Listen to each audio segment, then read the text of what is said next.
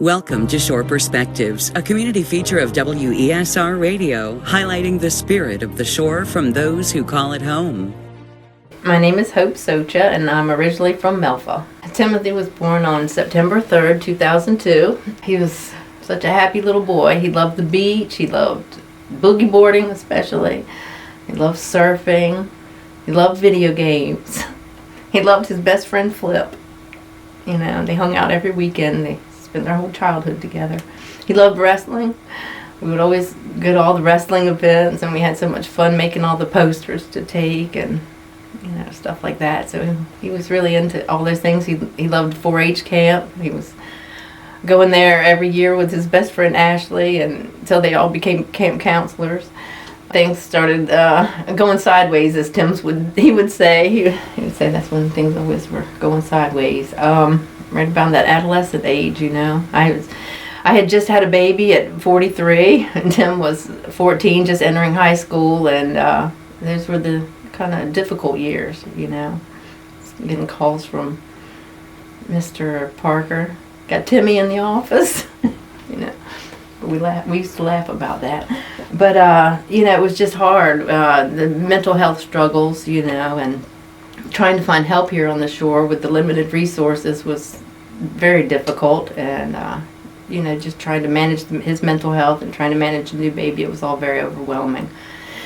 And, you know, I look back now and think about what I could have done differently, what I should have done, and, you know, it's very, very difficult. But, with the limited amount of resources that they had here, I was always seeking out other options and holistic options and anything. But by the time they're teenagers, almost, you know, you got to catch it in early childhood. You know, a lot of times from the research that I've done on addiction and people that struggle, most of the time it comes from early severe childhood trauma that wasn't dealt with, and they turn to addiction as a way to soothe the pain.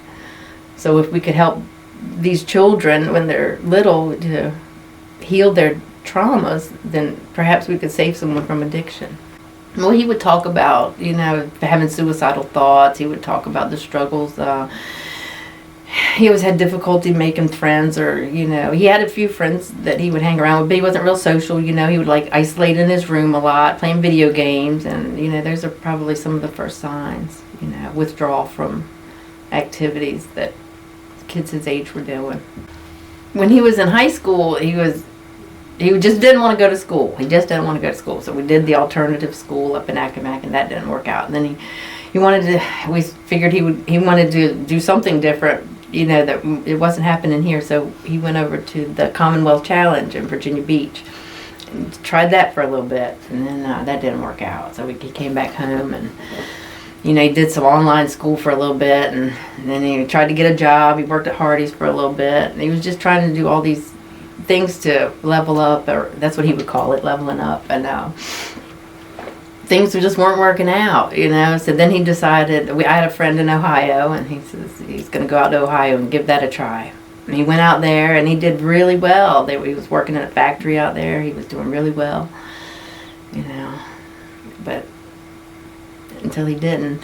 He came back home from Ohio, and then things started going south again with the drug use and the anger issues and the mental health, and him not seeking treatment and not wanting to get a job, and it was just getting really out of hand. And with having a little one home, and we decided that he needed to go to rehab, you know. So he went to rehab. He would do the 30 days and get clean, and then we would move on to the sober living house. And then when it came time to take on some responsibility, he would ultimately relapse and wind back up in the hospital, then back at the beginning of the rehab again. So this cycle went on for 2.5 years in Ohio. He was in and out of rehabs, in and out of the street, in and out of the hospital, and it was just really a struggle. So this last time he had 45 days clean before he relapsed. And he would always call me, you know, and say, "Mom, I slipped up, you know, but I'm going back to detox." And I know that's what he did this time. So the last time I talked to him was March 15th. He called and said that he had slipped up, and then he was going back to detox. And I figured that's what he was going to do, because that's what he always did. And when I didn't hear from him and was messaging him, and on March 18th, I got a phone call from his roommate Matt, and he told me that they had found Timothy on Walnut Beach on Lake Erie. He had overdosed on meth. Wow, Memorial was such a beautiful day. So we had his memorial down at East Point because Tim loved the beach, and that's one of the places we would frequent when he was young. His best friend Ashley came, and her friend Liz. He had a crush on Liz. He would call me all the time and talk about Liz. He said she was his pretty girl.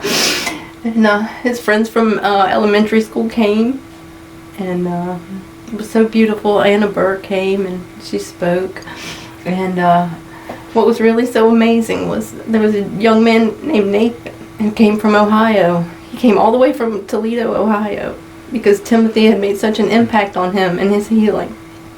He said he only knew Tim for 3 weeks in the hospital, but Tim had made such an impact on him and really helped him in his healing journey. And when he found out about Tim, he drove all the way down here, and he found East Point Beach, which I thought was so amazing. And he almost turned around. He said he got down there and he was on his way back out, and he saw a gentleman walking with his dog, and he says, "Where's East Point Beach?" And the guy said, "We were just there." So he turned around and came back, which was great. And he came home with us afterwards, and he rode Tim's moped around the yard, and we ate tacos, and we had a great time. And he wrote in Timothy's memorial book, "Thank you for sending me to your family." And I think that's just what I needed that day. You know, I feel like Tim did send that young man. Almost like an episode of Touched by an Angel, it reminded me of. And it was just such a beautiful thing, you know. You never know the impact that you'll have on someone. You know, I don't think Tim knew how bright his light was shining, you know. And I would always tell him, there are people waiting for who you're becoming. Because he wanted to become a recovery counselor, or, you know, work in the recovery system to help others that have struggled the same way he had. When we would go down to East Point Beach, we would often pick up his childhood friend, Caitlin Eberts. She lived down in Cashville. And since then, Caitlin's become what I consider a famous rapper.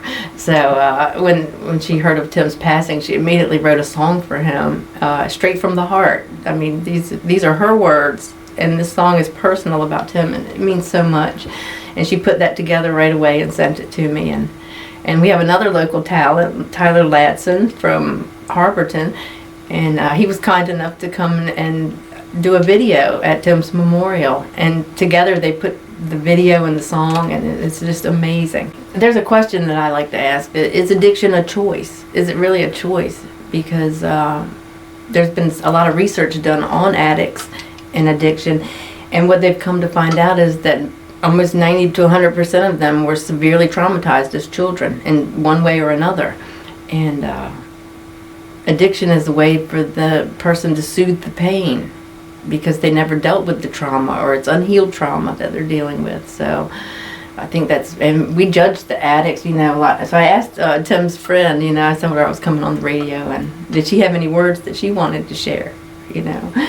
And she told me this. She says, instead of judging and getting upset with the addict, you should instead be grateful that you don't understand, and just pass along grace and compassion rather than judgment. You know, so, you know, as much as we're on our cell phones, I mean, that's a major addiction. Have you ever thought about just putting your cell phone like in the trunk of your car, somewhere where you're not going to get, and just leave it there for just leave it there for 4 or 5 hours, and just see how often you think about going back to text or check an app or text or whatever, you know, and then you'll see. And that's just what the addict goes through, you know. So and a lot of people will tell them, just quit, you know, just quit. Well, it's not that easy.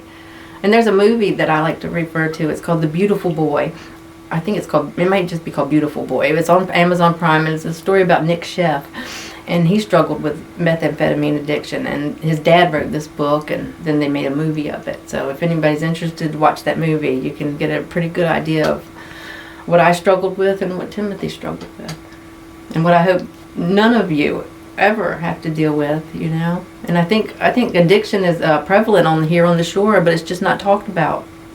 And I don't know how we can bring awareness to this, but I think there needs to be. And so just before Tim passed, about a week before he passed, you know, we were on the phone, and he was going through, texting me all these places where there are meetings here on the shore. And he was so proud when he would go to those meetings. He loved it. He would call me every night. I just went to a meeting. I just had a great meeting. And he was so good.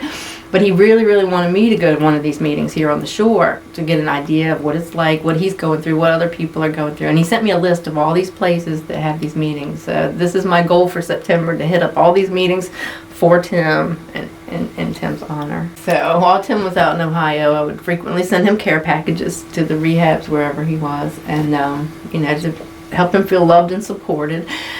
And he would always give all his stuff away every time. There was new guys coming in that came in off the street that had nothing. He would give them all his stuff. He was never attached to anything. I mean, he just wanted to give. He had such a big heart. So in honor of his birthday on September 3rd, Tim would have been 23. It's my goal to raise enough money to put together 23 care packages to donate to Square One Rehab, where Tim was, in his honor. And we'll call it Tim's Gift. Developed a daily morning practice of meditation, and that's what's really helped get me through. Just spending those few quiet moments in the morning when everything is silent. It really helps you to connect with the divinity within, and it helps me to maintain my connection with my loved ones that are on the other side. And the love never dies. I feel like he's still here with me. My sister that passed away 2 years ago from overdose and addiction, I feel like I'm still connected with them, especially through my meditation practice. Most people need encouragement more than they need advice. And I think a lot of times as parents, we're giving our kids advice, and kids don't want to hear it. You were a kid once, you don't want to hear it, So, because we don't want them to go through all the things that we've been through. But if we could just remember, sometimes people need encouragement more than they need advice. For Shore Perspectives and WESR Radio, I'm Kelley Gaskell.